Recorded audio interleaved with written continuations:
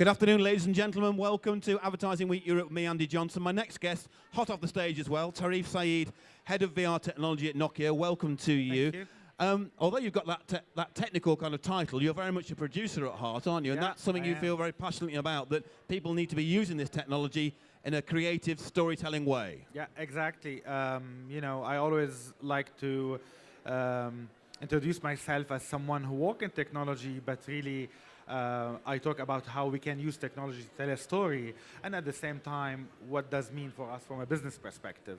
And I'm happy to talk. I just talked about that topic at the stage, and I'm here to talk with you. Tell us a bit about that now, though. How do you believe we should be using VR in a creative storytelling way? Yeah.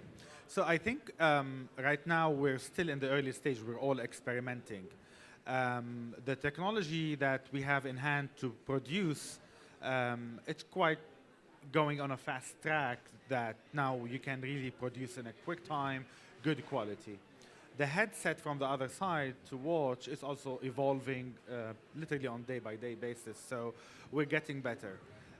However, the producer and the content owners in the middle sitting watching both are saying, hey, the technology to produce is not yet fully mature, so I can't create my big story. And are saying, and there's not enough headsets in the market for me to spend money because there's no reach.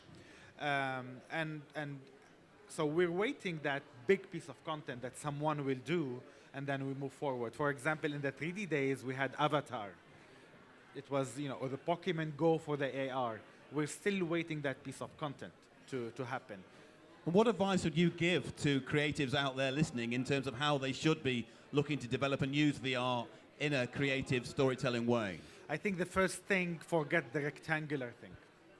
Because we see, even personally, I worked all my life based on a camera that shoots 16 by 9 frame. And I put my camera position and I tell my story based on that. Now we're talking about 360. The camera position is totally different. You have to think 360. You have to think stage. And you have to be really global to be able to tell a story. And it's challenging for someone who worked all the time. That's why the next generation creators, they see it better. And there are really many rules that we have them.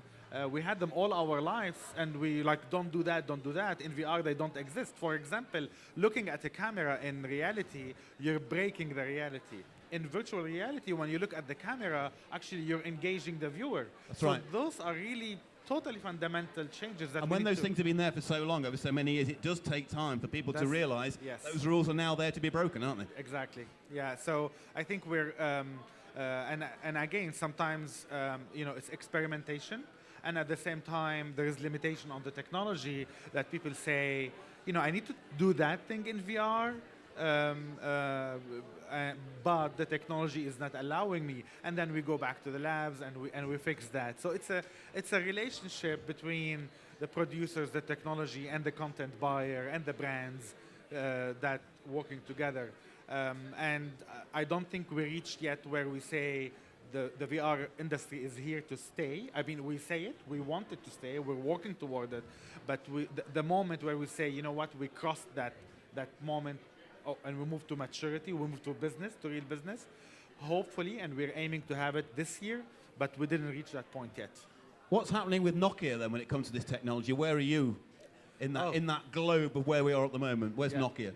We're sitting in the middle, talking to producers, and giving them the right cameras, the right tools, the right post-production, the right stitching, and the right also technology on the playback side, the right sound 360 technology. We're talking from the other side to the handset manufacturer to make the way we produce is consumed very well on the capture, and we give them also technology that enhance the experience. And we talk also to the technology platforms and to the CNNs and to the BBCs and the Skies and all these people to also give them some sort of technology that allows them to stream and monetize VR content. So literally we're sitting in between all this triangle of producer, content right owner, and headset manufacturer, and connecting the dots.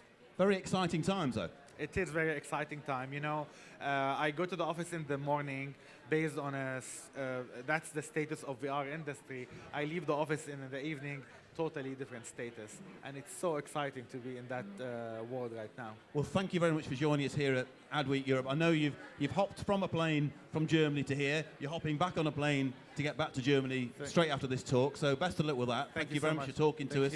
And as I say, fascinating topic. Things are moving so quickly, aren't they, at the moment? Exactly. Thank you very much indeed. Of course, you can catch up with that chat if you can't go, obviously couldn't go to it live on AW Replay. And also join in our conversation, #AW Europe.